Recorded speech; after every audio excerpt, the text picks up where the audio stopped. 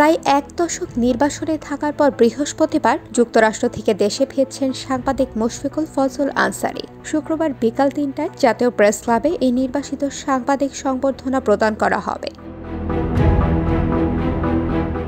দেশে ফেরার বিষয়ে জানতে চাইলে সাংবাদিক মুশফিকুল ফজল আনসারী বলেন, এতদিন পর দেশে ফিরতে পেরে আমি রোমাঞ্চিত বোধ করছি।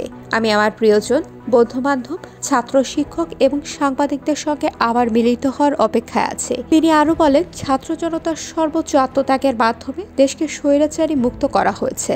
গণতন্ত্র, মত প্রকাশের স্বাধীনতা এবং অন্যান্য মৌলিক অধিকার পুনরুত্থানের পথ আজ প্রশস্ত হয়েছে। একজন নোবেলজয়ী অধ্যাপক দেশের ক্রান্তিকালীন অভিভাবকত্ব গ্রহণ করেছেন। জাতি হিসেবে এটা আমাদের গর্বের।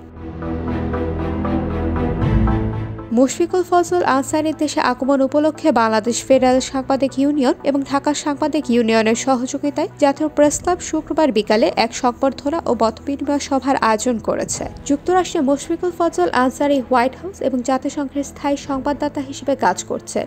এছাড়াও তিনি মানবাধিকার সংস্থা রাইট টু ফ্রিডমের নির্বাহী পরিচালক এবং অ্যাম্বাসেডর উইলিয়াম বি মাইলাম সম্পাদিত বৈদেশিক নীতি ম্যাগাজিন সাউথ এশিয়া পার্সপেক্টিভের নির্বাহী সম্পাদক হিসেবেও কাজ করছেন। তার কাজের মাধ্যমে মুশফিক ফজল আনসারী বাংলাদেশে মানবাধিকার লঙ্ঘন, নির্বাচনী জালিয়াতি এবং কর্তৃত্ববাদী শাসন ব্যবস্থাকে ধারাবাহিকভাবে তুলে ধরেছেন। সরকারের সমালোচনামূলক সাংবাদিকতার কারণে ২০১৫ সালের জানুয়ারিতে তাকে নির্বাসিত করা হয়। এর আগে তিনি ২০০১ থেকে ২০০৬ সাল পর্যন্ত সাবেক প্রধানমন্ত্রী বেগম খালেদা জিয়ার সহকারী প্রেস সচিব হিসেবে দায়িত্ব পালন করেন। দৈনিক ইত্তেফাকের কূটনৈতিক প্রতিবেদক ছিলেন। এছাড়াও বার্তা সংস্থা ইউএনবি সহ বাংলাদেশের বিভিন্ন মিডিয়ায় কাজ করেছে। ছিলেন বিশ্বব্যাংকের কনসালটেন্ট।